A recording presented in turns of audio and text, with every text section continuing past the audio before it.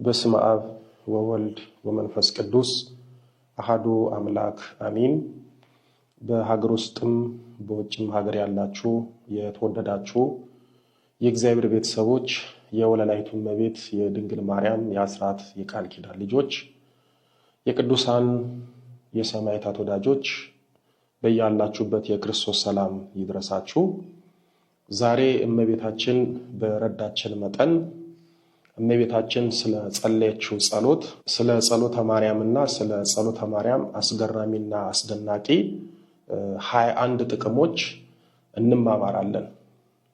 እመቤታችን ለቅዱስ ኤፍሬም፣ ለቅዱስ ያሬድ፣ ለአባ ሕርያቆስ እንደገለጠችላቸው ለኛ ሚስጥሩን ትግለጽልን።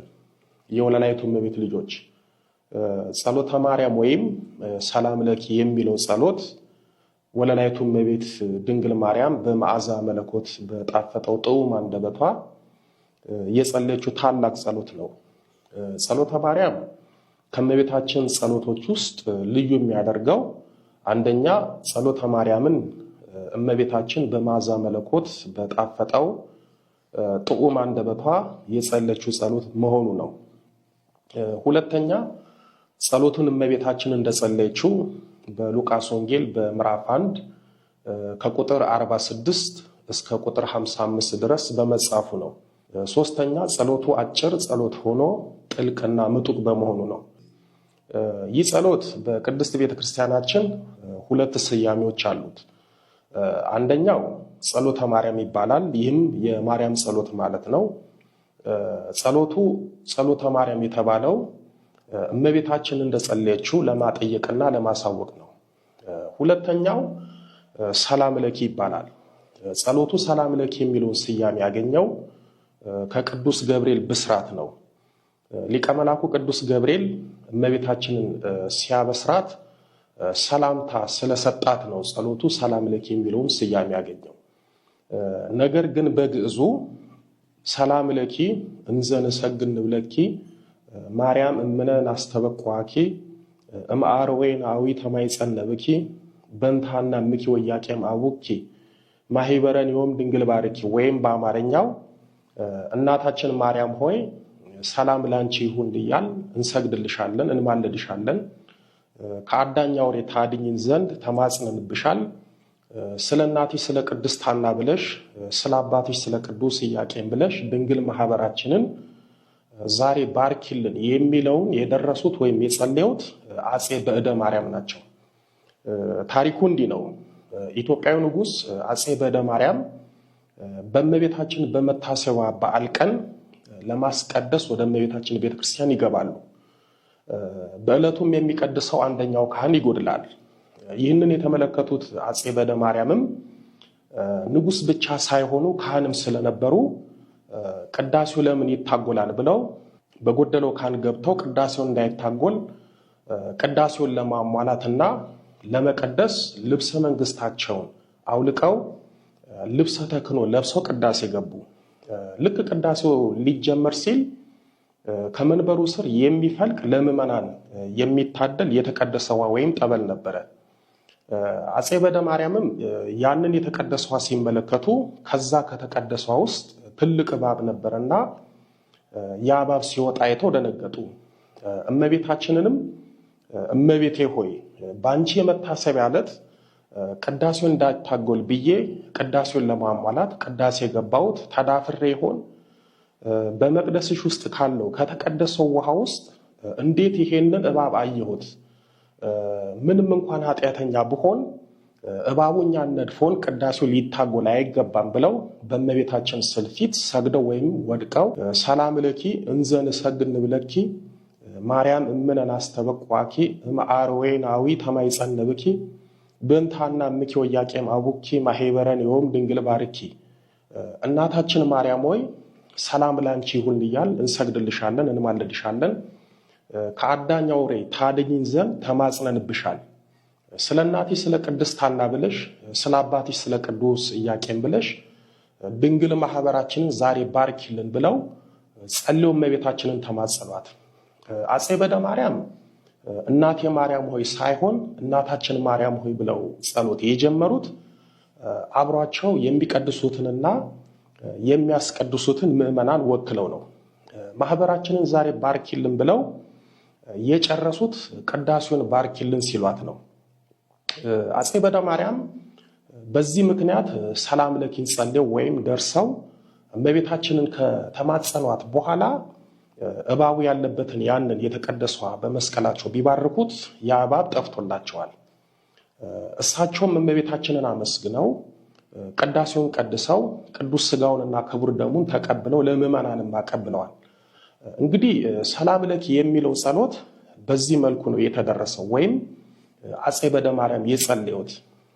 ከዚህ በኋላ ሊቃውንት አባቶቻችን ደግሞ አፄ በደ ማርያም የደረሱትን የጸለዩትን ሰላም ለኪን ጸሎት ከጸሎተ ማርያም ጋር እንድንጸልዩ አደረጉ። ወይም የጸሎተ ማርያምን ጸሎት መጀመሪያ ሰላም ለኪን አደረጉልን።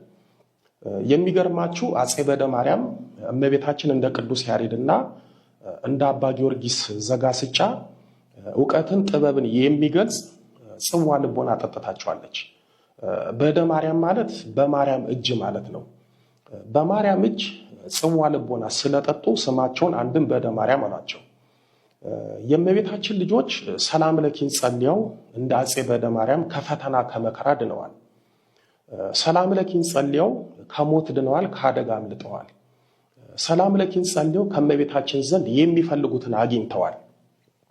የወለላይቱ እመቤት ልጆች እመቤታችንን በሰላም ለኪ ጸሎት ሰላም ለኪ ወይም ሰላም ላንቺ ይሁን ስንላት እሷም የልጄና የኔ ሰላም ከእናንተ ጋር ይሁን ትለናለች። በሰላም ለኪ ጸሎት እመቤታችንን ሰላም ለኪ የሚላት ሰው እንደ ቅዱስ ገብርኤል ለእመቤታችን የሰላምታ እጅ መንሻ እያቀረበላት ነው፣ ወይም እንደ ቅዱስ ገብርኤል እያመሰገናት ነው። በጸሎተ ማርያም እመቤታችንን ሰላም ለኪ ስትሏት እንደ ቀላል እንዳታዩት። ምክንያቱም እመቤታችንን በአፈ ገብርኤል እያመሰገናችኋት ነውና። እመቤታችንን በሰላም ለኪ የሚያመሰግናት ሰው የእመቤታችን ፍጹም የሆነ ሰላም ቅድስት ኤልሳቤጥን ያረጋጋት ያ ሰላም መጥምቁ ዮሐንስን በማኅፀን ያዘለለ የእመቤታችን ሰላም ከእርሱ ጋር ይሆናል። በእመቤታችን ላይ ያለው ያደረው ሰላም የመንፈስ ቅዱስ ሰላም ስለሆነ ያንን የእመቤታችንን ሰላም ይካፈላል። በነገራችን ላይ የእመቤታችንን ሰላምታ ሰላምን ብቻ የሚሰጥ ሰላምታ ሳይሆን መንፈስ ቅዱስን የሚያሳድርና መንፈስ ቅዱስን የሚያስሞላ ሰላምታ ነው። ለዚህ ነው ቅዱስ ሉቃስ በሉቃስ ወንጌል በምዕራፍ 1 ቁጥር 41 ላይ ኤልሳቤጥም የማርያምን ሰላምታ በሰማች ጊዜ ጽንሱ በማኅፀኗ ውስጥ ዘለለ፣ በኤልሳቤጥም መንፈስ ቅዱስ ሞላበት ተብሎ የተጻፈው። ቅድስት ኤልሳቤጥም ስለ እመቤታችን ሰላምታ ስትናገር እነሆ የሰላምታሽ ድምፅ በጆሮዬ በመጣ ጊዜ ጽንሱ በማኅፀኔ በደስታ ዘሏልና ብላ ስለ እመቤታችን የሰላምታ ኃይልና ጸጋ ምስክርነቷን እንደሰጠች በቁጥር 44 ላይ ተጽፏል። የእመቤታችን ሰላምታ ጽንስን በደስታ የሚያዘልል መንፈስ ቅዱስን የሚያስመላ ደስታን የሚሰጥ ሰላምታ ነው። ለዚህ ነው አባቶቻችን እመቤታችንን ሰላም ለኪ ስትሏት የእመቤታችን ሰላምና የመንፈስ ቅዱስ ሰላም ከእናንተ ጋር ይሆናል የሚሉት። እመቤታችን ይህንን ጸሎት ወይም ጸሎተ ማርያምን እየጸለየችው ከዘመዷ ከቅድስት ኤልሳቤጥ ጋር በተገናኘችበት ጊዜ ነው። ቅዱስ ገብርኤል እመቤታችንን ጌታችንን ጸንሳ እንደምትወልድ ሲያበስራት ቅዱስ ገብርኤል ለእመቤታችን 3 ምልክት ነግሯት ነበረ። አንደኛ በድንግልና ጸንሳ በድንግልና እንደምትወልድ፣ ሁለተኛ ያለ ዘር ብእሲ ወይም ያለ ወንድ ዘር በግብረ መንፈስ ቅዱስ ጌታችንን ጸንሳ እንደምትወልድ፣ ሶስተኛ ቅድስት ኤልሳቤጥ በእርጅናዋ ዘመን መጥምቁ ዮሐንስን እንደጸነሰች መጥምቁ ዮሐንስን ከጸነሰች 6 ወር እንደሆናት ጭምር ነገራት። ቅዱስ ገብርኤል እነዚህን 3 ምልክት ከነገራት በኋላ እመቤታችን ጌታችንን ጸንሳ ቅድስት ኤልሳቤጥ ደግሞ ቅዱስ ዮሐንስን ከጸነሰች 6 ወር እንደሆናት ልትጠይቃት ወደ ይሁዳ ሀገር ሄደች። እመቤታችንን በቅድስት ኤልሳቤጥ ቤት ገብታ ኤልሳቤጥን ሰላም አለቻት። በዚህን ጊዜ ቅዱስ ሉቃስ በምዕራፍ 1 ከቁጥር 46 እስከ 55 ላይ የጻፈልንን እመቤታችን ጸሎተ ማርያም የተባለውን ጸሎት ጸለየች። ጸሎቱም ማርያምም እንዲህ አለች፣ ነፍሴ ጌታን ታከብረዋለች ብሎ ጀምሮ ለአብርሃምና ለዘሩ ብሎ የሚያጠቃልለው ነው። ሌላው ጸሎተ ማርያም ጸሎት ውዳሴ ማርያም ከመጸለዩ በፊት የሚጸለይ ጸሎት ነው። ወይም የውዳሴ ማርያም ጸሎት መክፈቻ ወይም መግቢያ ጸሎት ነው። አንድ ኦርቶዶክሳዊ ሰው ውዳሴ ማርያም ከመጸለዩ በፊት እመቤታችንን ሰላም ለኪ ብሎ ጸሎተ ማርያምን አድርሶ ነው ውዳሴ ማርያም የሚጸልየው። ለምሳሌ በተጣበበ ጊዜና ሁኔታ ውስጥ ሆናችሁ ወይም ሙሉ ውዳሴ ማርያም ለመጸለይ ሰዓት ባይበቃችሁ በመጀመሪያ ጸሎተ ማርያም ጸልያችሁ ነው የዕለቱን ውዳሴ ማርያም የምትጸልዩት። በስማም ብላችሁ ጸሎት ጀምራችሁ ጸሎተ ሃይማኖትን ባትጸልዩ እንኳን ጸሎተ ማርያምን ጸልያችሁ ነው ውዳሴ ማርያም የምትጸልዩት። ልብ ካላችሁ በቤተክርስቲያን ቅዳሴና ማህሌት ሲያበቃ ቅዳሴ የቀደሱትና ማህሌት የቆሙት አባቶች ውዳሴ ማርያም ይታደላቸውና ይጸልያሉ። ውዳሴ ማርያም ከመታደሉ በፊት ጸሎተ ማርያምን ነው የሚጸልዩት። ስለዚህ እናንተም ምንም ብትቸኩሉና ጊዜ ብታጡ ውዳሴ ማርያም ከመጸለያችሁ በፊት ጸሎተ ማርያምን ጸልያችሁ ከዛ ውዳሴ ማርያምን ጸልዩ። እንደነገርኳችሁ ጸሎተ ማርያም ከሌሎቹ ከእመቤታችን ጸሎቶች ልዩ የሚያደርገው እመቤታችን በመዓዛ መለኮት በጣፈጠው ጦም አንደበቷ የጸለየችው ጸሎት በመሆኑ ነው። ተነስቆ ስንት ዓመት ተሰቃየ?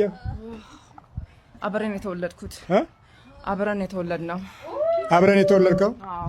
ባኮተን መውጣት አለብን። ገብቶኛል። ምን ነው ታዲያ?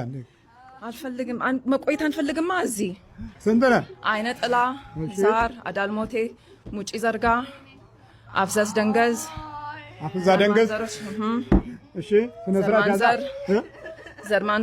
ዘርማንዘር፣ አዳልሞቴ። ደክሞናል። ሁላችንም። ስንት ዓመት አሰቃየሃት? አብረን አንዳንዶቻችን 20 ዓመት። ስነ ስርዓት ያዝኩን። አንዶቻችን 20 ዓመት። የኢትዮጵያውያን መንፈስ በቃ እንዲህ ነው። ለምንም የማይመች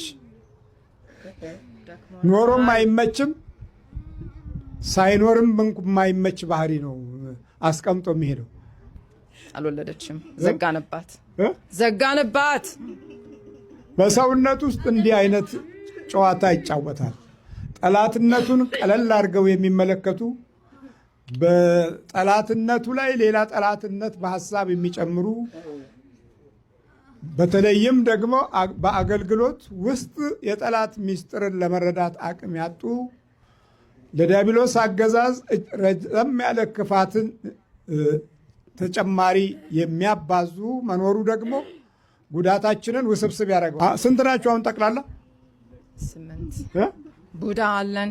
ቡዳ መንፈስ አስወጣን። በቃ ምንድነው ሁሉ ስቃይ? አስወጣን። እሷ ቀጠቀጠች። በጣም ራሳችንን እንድንመጣ እንዳትመጣ አረግናት። በጣም ይሄ በአሜሪካን ሀገር ባለው ችግር እያስፈራራናት። እሺ፣ ይሄ አይስ የሚሉት ነገር ይሄ ኢሚግሬሽን ፖሊስ፣ እሷ ሲቲዝን ናት፣ ግን እያስፈራራናት ቀንና ማታ እንዳታገኛችሁ እናንተን ሞከርን፣ ግን አልተሳካም። ይኸው እዚህ መጣቻ። አልተሳካም።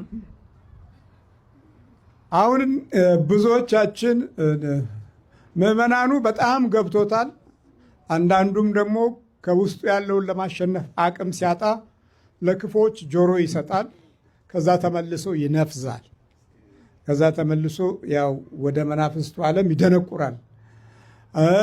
አንዳንዱ ደግሞ በከፍተኛ ሁኔታ ተረድቶ ምዕመናኑ ከመንፈሳዊው አገልጋይ በልጦ በጠላት ላይ ዕውቀት በደንብ ይዞ እንደዚህ አሸንፎ በቁጥጥር ስር ውሎ ይዞ ሲመጣ አይደንቃችሁ? መንፈሳዊ አገልጋዩ ሌላ ዓለም ላይ ነው ያለው፣ ህዝቡ ደግሞ ሌላ ዓለም ላይ ነው ያለው፣ ያወቀውና የነቃው ደግሞ ሌላ ዓለም ላይ ነው ያለው። እንዲህ ተበታትኖ ጉድ እኮ ነው። አሁን ትሄዳላት? በደንብ ነው እንጂ የምንሄደው። እዚህ አንቆይም። ምንም ዋጋ የለውም። አንቆይም። መቆየት የለም። ምን አረካት ግን በህይወቱ? እድሏን ዘጋን፣ ስራዋን ዘጋንባት፣ ጋብቻዋን አፋታናት፣ እንዳትወልድ አረግናት። እድሏን፣ ሬዴቷን፣ ሀብቷን፣ ሁሉን ነገር ሀብት በጣም ብዙ ነበራት፣ ተሰጥቷታል፣ ፈጣሪ ሰጥቷታል። ያንን ሁሉ ውጠነዋል፣ ለሌላ ሰው አድለናል። ሰላም ማጣት እንደዚህ ነው። ሰላም ከውስጥህ ሰላም ሲጠፋ በየቦታው ትፈልገዋለህ። ተስፋን ትፈልገዋለህ፣ ራእይህን ትፈልገዋለህ፣ እድልህን ትፈልገዋለህ፣ ጊዜህን ትፈልገዋለህ፣ ዘመንህን ትፈልገዋለህ። ይሄዳል፣ ግን ይሄዳል፣ ይነጉዳል፣ ዝም ብሎ ይሄዳል። በሄደ ቁጥር እየደከመህ መጨረሻ ላይ በብሶት ትቃጠልና ለምን አትሞትም የሚለው መልእክት በቀላሉ ለመቀበል ያዘጋጃል። እንደዚህ ሙች አላልካትም?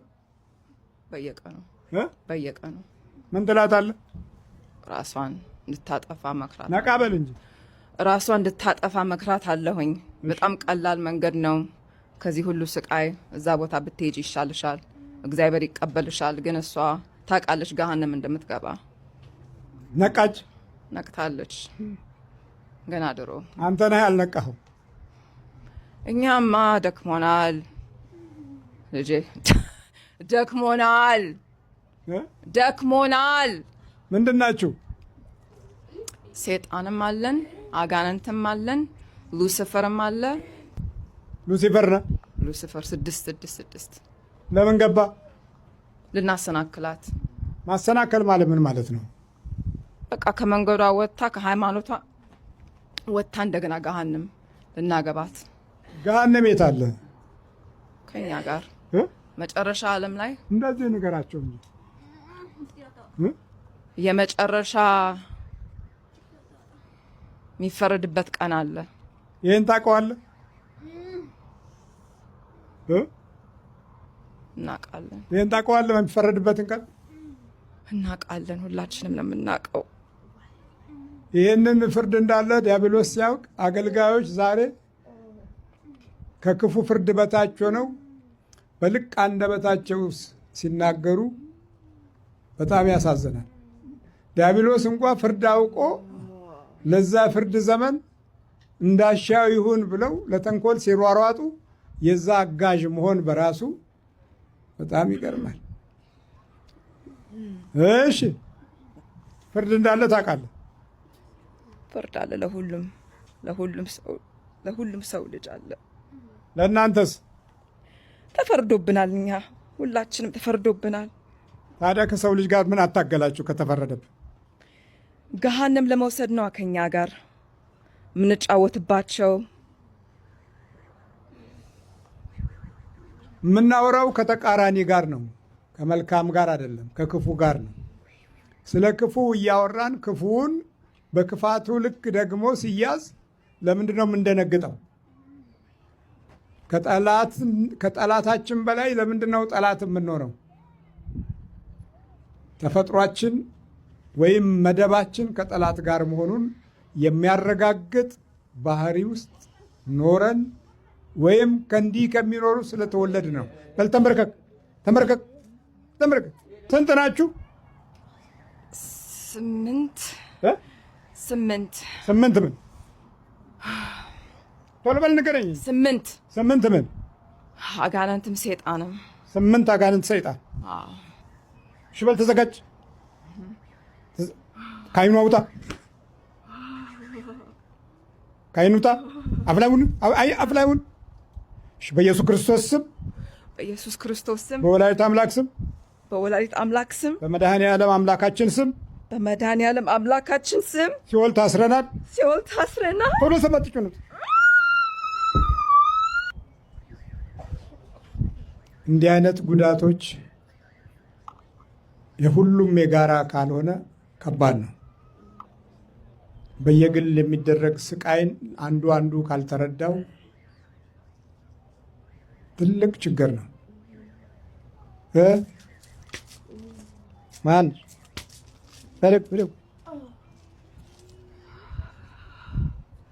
ማነሽ? ፍቅር ነሽ? ተነሽ። እንዴት ነው?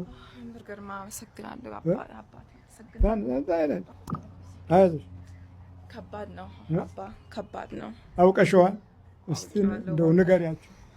ትግሉ ከባድ ነው፣ ግን በእግዚአብሔር ኃይል የማይቻል ነገር የለም። እሱ ነው ብርታቱን የሚሰጠኝ ለመግረፍም ለመስገድም። አሁን በፊት በአማርኛ ማንበብ አልችልም ነበረ። በአማርኛ ማንበብ አልችልም ነበረ እና አሁን አርጋኖ ማንበብ ቻልኩኝ። ለመረዳትም ሞክራለሁኝ፣ ግን ትግል ነው። እዚሁ ሀገር ነው እንደ የቆየሽው? አዎ እዚህ ሀገር ነው በልጅነት የመጣሁት አይደል? አው ሉሲፈርም ነበርኩ አለ፣ ድል ዘጋሁ አለ፣ ምን በቃ ህይወትን አዘበራረቅኩ አለ፣ አጣላሁ አለ፣ ልጅ እንዳትወልድ ዘጋን አለ፣ ተባበርን፣ አዳልሞቲ አይነ ጥላም እንደ ከቤተሰብ ነው የመጣሁት ይላል። እና እናትሽ ላይ መንፈሱን መኖርን አውቀሻል? አዎ እሷም ታውቃለች፣ እኔም አውቃለሁኝ። እሱንም እንታገለው በየጊዜው። የት ነው ያለችው እናትሽ? ኢትዮጵያ ናት። ኢትዮጵያ ነው ያለችው። እዛ ነው ያለችው። ትታገላለች። እሷም ትታገላለች። እሷ ከኔ ትሻላለች። በሃይማኖትም ቆይታበታለች። እና እኔ አሁን ተመልሼ የመጣሁት ከፕሮቴስታንት እዛ ውስጥ ነበርኩኝ እና እግዚአብሔር ይመስገን። እና በመቁጠሪያ ስትቀጠቅጭው እንዴት ነበር?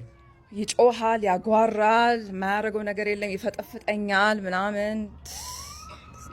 ስቃይ ነው፣ ስቃይ ነበረ። እንዲህ መድረስ እዚህም መድረስሽ ራሱ እኮ አንድ ተስፋ አይደለም? በጣም በጣም በጣም እዚህ ቦታ እግሬ መርገጡ በጣም ትልቅ ነገር ነው። ኧረ ሁለታችን ማግኘት እዚህ እውነቴን ነው። እግዚአብሔር ይመስገን። በጣም ነው የምወዳችሁ።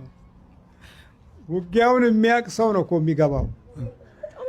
ያ የሚያሾፈውማ እዛው ክፋት ውስጥ ስላለ አይገባውም። በክፋት ራሱን ዘግቷል። እውነት ላይ ያለው መለያየት፣ ክፉ ላይ ያለው መተባበር በጣም የሚገርም ነው። በይበርቻ አይዞሽ። አመሰግናለሁ አባ። በርቻ አይዞሽ።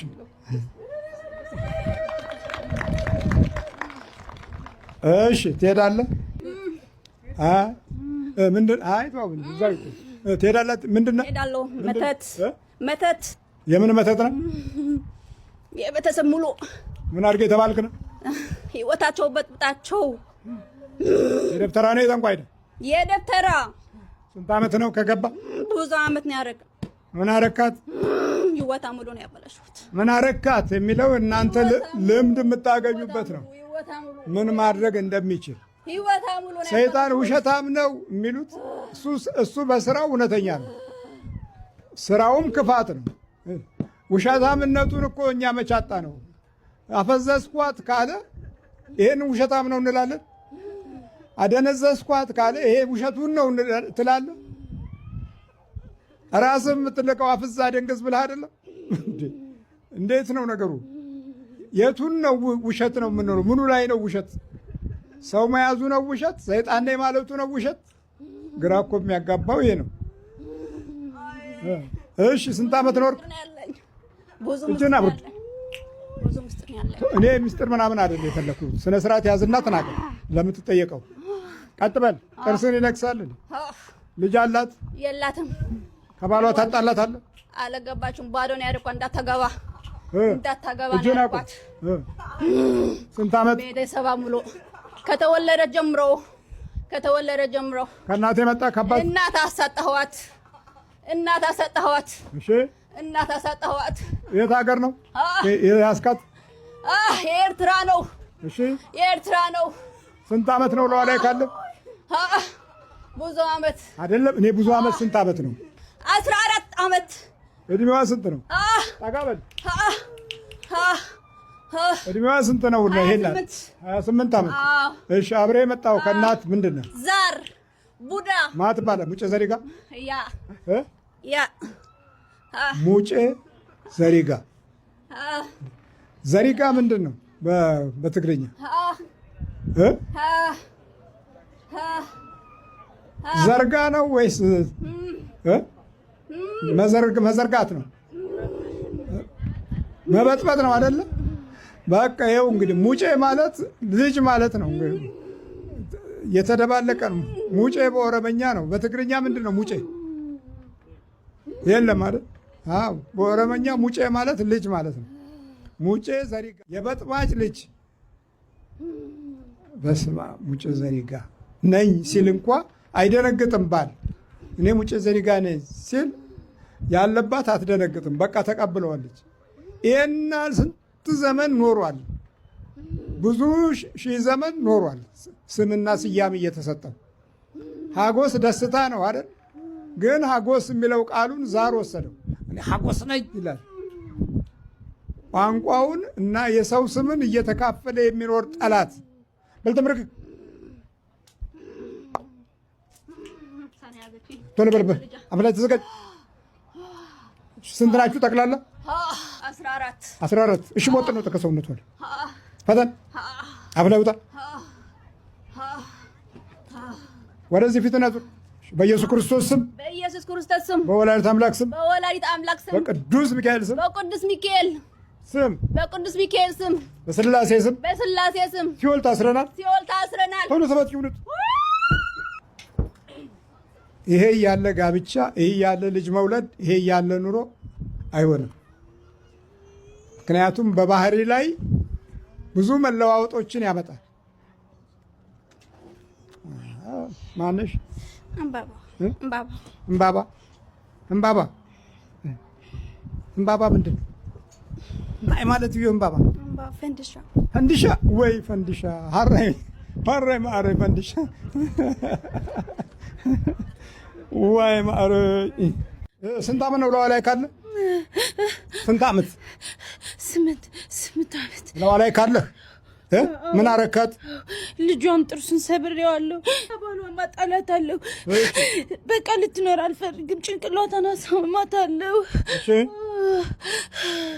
ጭንቅላቷን ታሳምማታለህ። ከባሏ ታጣላታለህ። እንቅልፍ አትተኛም። ሌሊት ለምንድን ነው የማትተኛው? በቃ ትጨናነቃለች። ልጠፋ ምናምን ነው የምትፈልጋት። ወዴት እንድትጠፋ? በቃ ልትሞት። ሰውም ሰይጣኑም ሞት የሚመኝ አገልጋዩም ተገልጋዩም ሞትን የሚመኝበት ዘመን ቢኖር አሁን ይሄ የኛ ዘመን። ና ባለቤቷ፣ አንተ ነህ ባለቤቷ። ወይ ተማሪ እንታይ ምንድን ነው ይሄ ታዲያ? ጸጉር ታዲያ እንዲህ ሽፍታ እኮ መሰልክ። በዚህ እንቆርጠዋለን። አንተም ልጅም ነው ልጅንም ተቋጥሯል። አቤት አቤት፣ አትከታተሉም ማለት ነው ትምህርቱ። ይሄ ጸጉር ማንጨባበር አሁን የዚህ የኳስ ተጫዋቾች በሉሲፈር መንገድ ውስጥ የሄዱ ለመንፈሱ ግብር የገበሩ ምልክት ነው። ይሄ መንጨባረሩ እንዴ የተንጨባረረው በሙሉ አለቀ። አሁንም ገና የሚያልቅ አይነት ነው። ለእልቂት ነው። የውስጡ አእምሮ አያድግም፣ ጸጉሩ ነው የሚያድገው። ልቀበል ብል ይሄኛው ቴስታታው አይሰራም። አንዳንድ ለእውቀትም ለምንም ለማስተዋልም አይሰራም። ምክንያቱም መጽሐፍ ቅዱስ ወንድ ልጅ ጸጉሩን አያሳድግ ነው የሚለው። በብሉይ ኪዳንም ይሄ ተነግሮ፣ ሴት ልጅ ደግሞ ጸጉሯን ታሳድግ ነው የሚለው። እኛ የመጽሐፍ ቅዱስና የክርስትና ሕይወት ካለን ይህንን እውነት በደንብ ማወቅ ይገባን ነበር። እስላሞች ወደ ሂጃብ ሲሄዱ ሴቶች መሸፋፈንን ማንም ሳይነግራቸው አንድ ጊዜ ስለተነገራቸው ሲቀበሉ፣ ለክርስቲያኑ በመርፌ ብሰጠውም የራሱን እምነት አይቀበልም በመርፌ። አሁን ግን መርፌ እያዘጋጀው ነው። ምን አደክም እንደዚህ መድረክ ላይ ምናምን አሁን ደክሞኛል። በቃ ሳብ ታረግና ዙር በቀኝ በኩል መርፌ ሄድ በቃ። ከዛ በኋላ እንግዲህ በዛ ደግሞ እንሞክራለን እያልን እየቀመምን ነው። ስነ ምግባርን እየቀመምን ነው። መልካምነትን እየቀመምን ነው። በጎነትን በመርፌ እስቲ እንሞክራለን። በእውነታው አንሰማም። ልጁን ሰበርከው? ስማ ልጁን ምኑን የሰበርከው? ለመድኃኒዓለም ስትሰጠው በጣም ነው የተናደድ ነው። እሺ ከዛስ? ከዛ ቤተክርስቲያን አጥምቃው ስትወጣ ደጁ ላይ በቃ ቤተክርስቲያን ሳይወጣ ጀመር ነው ልጁ። ምን አረከው? ያስወደቅ ነው ከደረጃ ወረወርከው? የአንተ ግፊት አለበት? እናት ላይ ሆኖ የገዛ ልጇን የሚከታተል መንፈስ ከዚህ የበለጠ ምን ጠላት አለ? በመጽሐፍ ቅዱስ ውስጥ ጠላትህን ትቀጠቅጠዋለህ ነበር የተባለው እንጂ ትገለዋለህ አለንም። ሞቱ እሱ እስከ ዳግም ምጽአት ነው። መቀጥቀጥ ነው ድርሻው። የምትቀጠቅጥበትን እምነትና ቃለ ወንጌል ካልተማርክ አንተኑ ይቀጠቅጠሃል። ደንበኛ ቀጥቃጭ ነው ዲያብሎስ። ይኸው መቀጥቀጥ እኮ ማለት ነው። ልጅን እየገፋ ቤተሰብን እየገፋ ተሞቺ ታረጅ እያለ ትቆጣለች። ታዲያ ሰይጣን እያለ ምን ሰላም ነው? በጣም ትቆጣለች። አንተስ ትቆጣለህ? አዎ። ጠጋ በል። አዎ። አንተም ትቆጣለህ? አዎ። ታዲያ ቤቱ ተቃጠላ? አዎ። አዎ። እሷ ግን እሷ ነች። የእሷ ይብሳል? አዎ። እሺ በል ተዘጋጅ። ቦጥ ነው ተከሰብነቱ። ስንት ናችሁ? 3,000 ለአንድ 3,000 አይኗንስ ታማታለህ? አዎ። ብዙዎቹ ወደዚህ ከጠላት ጋር ያጋደደ ስነ ልቦና አላቸው።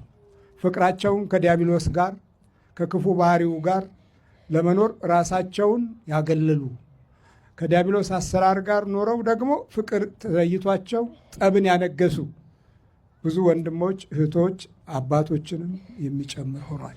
በልተዘጋጅ አፍላውን ቶሎ ካይኗ ውጣ። በጅ ወጥ ነው ካፏል አፍላ ተዘጋጅ። ካይኗ ውጣ በኢየሱስ ክርስቶስ ስም በስላሴ ስም በወላዲተ አምላክ ስም በቅዱስ ሚካኤል ስም ሲኦል ታስረናል። ቶሎ ሰባት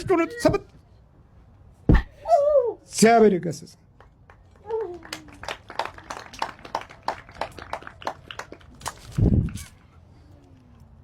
እንደዚህ ሆኖ ልጅ መውለድ ያስተዳደግና የአኗኗርን ባህሪ ለውጭ ዓለም ሰጥቶ መንከራተት በሀሳብም በህሊናም መጥፋት ዛሬ የብዙዎቻችን ችግር ነው። እሺ ማነሽ? ማነው ስምሽ? ተመስቀል። ስምሽስ ዋናው? ምስራቅ ነው። ቆንጆ ስም ነው። እሺ አቤት። ይጸልያል? አይጸልይም። ምንም የማይጸልይ ሰው ምልክቱ ራሱ ከጸጉሩ ይጀምራል ማለት ነው። እንደዚህ ሆኖ የሚወልደው ልጁ እሱን ባየው ቁጥር ስነ ምግባር ስለማይማር ዝም ብሎ ሰው ሆኖ ነው የሚያድገው።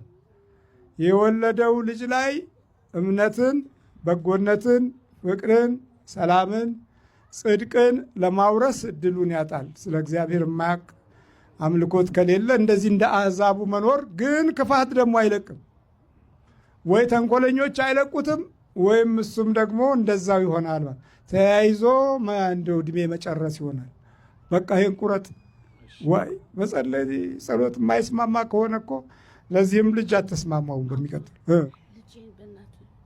ልጄ በጣም ይታመማል። ምን ያደርጋል? በተለይ በዓል በጣም ያለቅሳል። ብዙ ነገር ያደርጋል። ሊመታው በጣም ይደፋፋኛል። ቋንቺም ጋለ እሱም እንዳይጸልይ የያዘው መንፈስ አለ። አንድ ነው ማለት ነው። ከዛ እሱ ሲወለድ እንደዚሁ መልክ እናቱን ይመስላል አባቱን ይመስላል ይባላል እንጂ ችግሩ በጠላት እጅ ነው። እሱም ማለት ነው። እሱ ካልጸለየ የአንቺ የምትታገዩ እሱ ላይ ያድራል። ከጸሎት በኋላ ወደ አንቺ እሱም ጋር ተከፍሎ ይኖራል። ሲወለድ አብሮ ይወለዳል። ይሄ ነው። ይሄንን ብዙ ዘመን አስተምረናል። መደጋገሙ ያው የደንቆሮ ለቅሶ መልሶ እንዳለው ነው። በይ በርቺ፣ አይዞሽ በርቺ።